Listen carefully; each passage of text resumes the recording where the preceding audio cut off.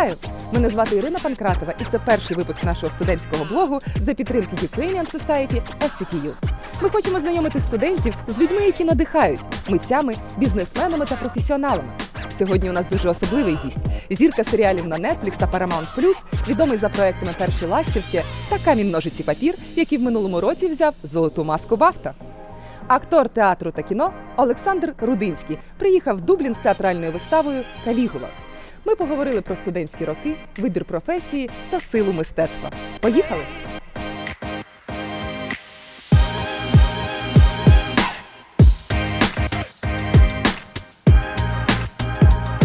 Коли діалог народжується і без запитань.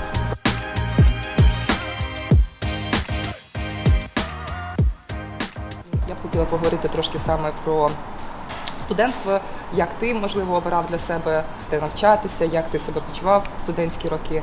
Пригадаєш? Та нема що пригадувати, свідомо обирав.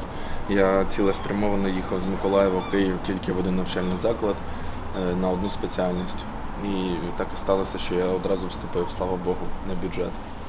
Клас. І що в це було? 2014 році. Актор театру і кіно в Карпенко-Карого. Отака вмотивованість, вона от в тебе звідки? Це ти відчував, що це твій шлях? Чи, можливо, були якісь події? Я вчився просто в театральній студії, вчився в Миколаєві 3 роки. Тобто я не наобум їхав. Я розумів, чим я хочу займатися. І я називав таке слово для себе, воно для мене було досить емоційним в студентські роки, як самопізнання. От займатися цим. І на мене вплинув дуже роман Мартін Іден Джека Лондона «Віднині», там студентських років, це мій улюблений роман. Бо я навіть деякий час там спробував жити за його режимом, по 4 години спати, щоб більше часу приділяти там вивченню тем, які мене цікавлять. Тому я свідомо їхав вступати. Ти розумів, що це твій шлях і ти будеш рухатися до кінця.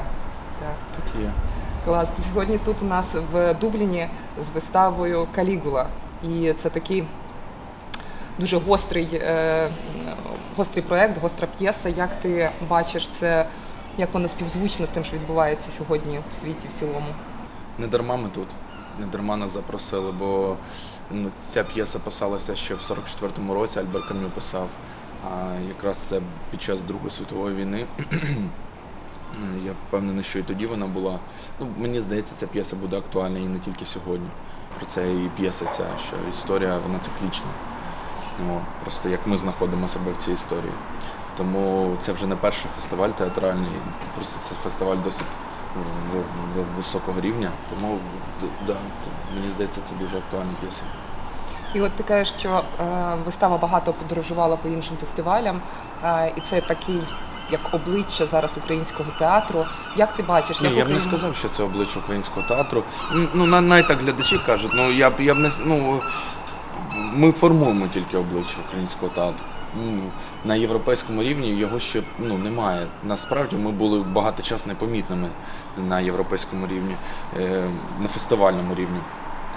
Поодинокі випадки були там якісь, але так, щоб знали, що свідомо запрошено, ми не зможемо цей фестиваль без українського театру, такого не було ніколи.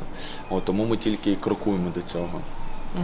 І як тобі здається, яка зараз, можливо, місія, можливо, ти відчуваєш якусь місію українського театру і свою особисто, отак маючи можливість комунікувати з глядачем, з аудиторією?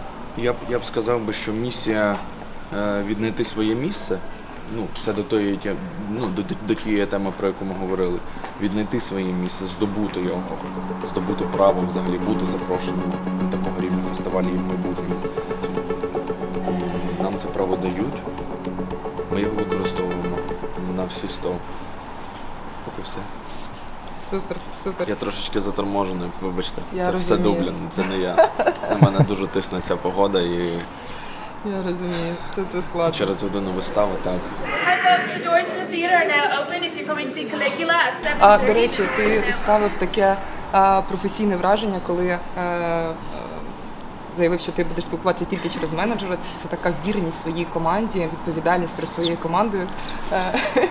Це дуже круто. От що для тебе, власне, є ж різна вірність? Вірність своїй професії, вірність партнеру, вірність країні. От що для тебе значить вірність? Абсолютно все. Це абсолютна форма моєї відданості. Я не знаю, які інші слова знайти, окрім слова любов до цього. І ти маєш бути дійсно вірним цим. Тільки тоді ти можеш бути щасливим і в професії, і в сім'ї, і бути гідним своєї країни. Дуже класна фраза. Дякую тобі за Дякую вам, цю що розмову. приїхали.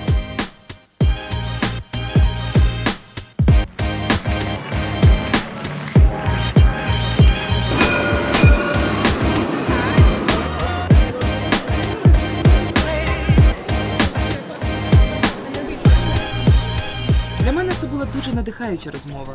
Я вдячна Олександру за можливість поговорити про дійсно важливі речі, про вибір, мистецтво і про Україну.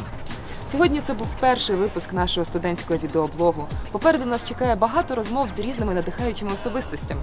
А зараз підписуйтесь, діліться з друзями і до зустрічі у наступному випуску.